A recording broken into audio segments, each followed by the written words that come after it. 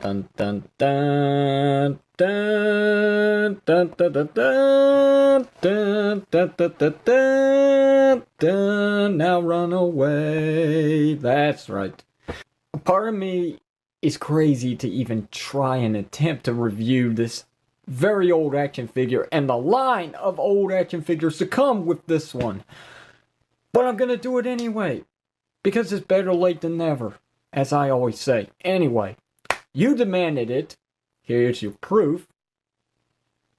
So now I'm going to give you what you want. In today's Spotlight video review, we're finally going to take a whole week and dedicate to nothing but Star Wars The Black Series. Basically, the Solo wave.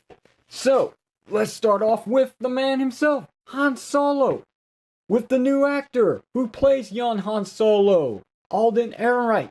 Right, let's do this. Taking a look at the packaging as per take of every single video review on this channel. We got Star Wars The Black Series. We got Alden Ehrenreich as Han Solo right there. You can't see him too well because of the whole reflection going on with the open window packaging. But don't worry, we'll get a good look at him soon enough. Here's a good look at his profile for the image taken for the front of the packaging. Han Solo, ages form plus, warning, choking hazard on the side here. He's number 62 of the Black Series rebirth, as I want to call it, ever since they started doing the red packages. Nothing on this side except for Han Solo. And then on the back here, once again, number 62, Star Wars Black Series. A brief bio for Han Solo. Pause the video and read it if you want. There's that nice picture again of the actor, Alden Ehrenreich. And here's some trademarking and all that, and licensing by Disney, Hasbro, and yada yada yada.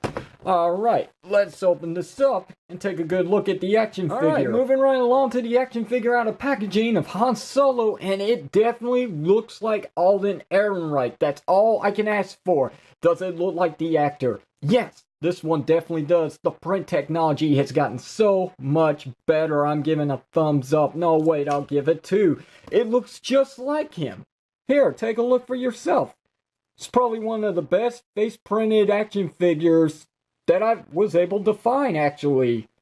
Sometimes, if not most of the times, I'm not that lucky enough to get a really good-looking figure when it comes to the print technology. This looks perfect. I am so happy with the way this actually came out.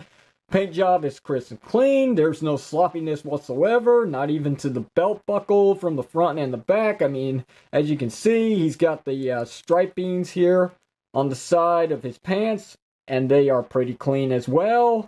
Very nice work, Hasbro. Very good. We can't have Han Solo, young, old, or back in his prime, without his signature blaster, which is right here. Now, you know, just basically the handle here is the only thing that's actually been painted. Everything else is that gunmetal dark grayish color as it should be, which does look really nice. So, let's see if the figure can hold it. Well, he should, because he does have a trigger finger, of course. See if I can get his finger to go through to the trigger, like so. There we go. I really do like these trigger finger figures. So cool. Right. It looks very convincing. Any figures that have a blaster that doesn't have a trigger finger should be ashamed of themselves, because it just never looks natural. This looks really good. And I like the way that I can get his arm all the way up just like that on a single jointed elbow, might I add. So, yeah. I mean, he may not have double jointed elbows, but he's got enough clearance to where he can get his arms up quite a bit to a really nice looking natural position. Right, anyway, let's go to the articulation on the figure, because we've gone for all the details about him as it is. So he's got a ball jointed head. He also, no he doesn't. He doesn't actually have a hinge joint at the neck. So it is just a ball jointed head, which does work very good, actually. Very nice. We have ball jointed shoulders. That does get some inward and outward movement. You get your full 360 rotation. Once again, we have single jointed elbows that can get beyond 90 degrees of bend, which I am very impressed. We have a swivel cut at the wrist. We also have a hinge joint for inward and outward movement this way on his left hand, and his right hand has the hinge in the opposite direction, which means he can get his blaster pointed naturally forward, like so. Very nice. We do have a torso ball joint, which is very tight on this figure, and it really doesn't want to move too much, but that's about it. And no swivel cut at the waist, obviously, but you do have ball jointed legs for this much kicking forward, this much going back, and if I'm not mistaken, nope, I'm mistaken. So you don't get a full JCVD split. Obviously, the holster gets in the way here on this side, but it's also designed to the point where it just only goes about that much out anyway. So, gotta point it out, people. There it is. Anyway, we do have a thigh swivel cut on both legs. Not hindered at all by the holster, which is very nice. You got your double jointed knees. Your standard articulation here for Black Series and Marvel Legends. And then you've got a hinge joint for up and down movement at the feet, which also includes a very nice ankle rocker pivot.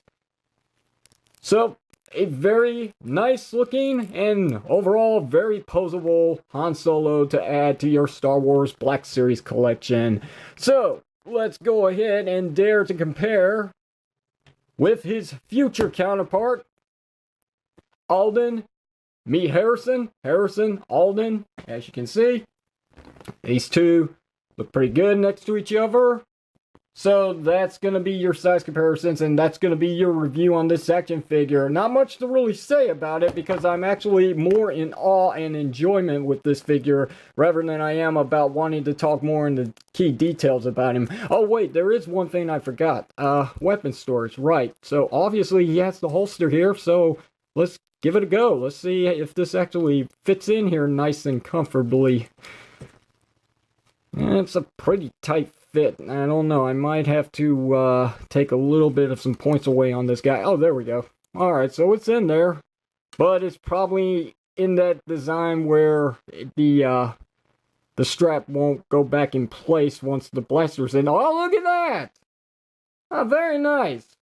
Very nice. This is the very first Han Solo action figure out of the Black Series that can actually have the strap attached back into the holster with the blaster in place. Solo may have not been everybody's cup of tea, but the figures coming from it so far is pretty good. We're 1-1, and I really do like the figure overall. He is quite impressive. I think you should give this figure an opportunity. If you haven't bought him just yet, take my advice. He's really worth a look at. Definitely a cool Han Solo figure that you'd want to add to your Black Series, especially if you're a completionist, or if you love Solo Star Wars story. I'm not judging anybody, okay? Everyone's entitled to their own opinion. I thought the movie was fun. It may have not been perfect, but in the end, it's a trial and error thing when it comes to Disney at this point.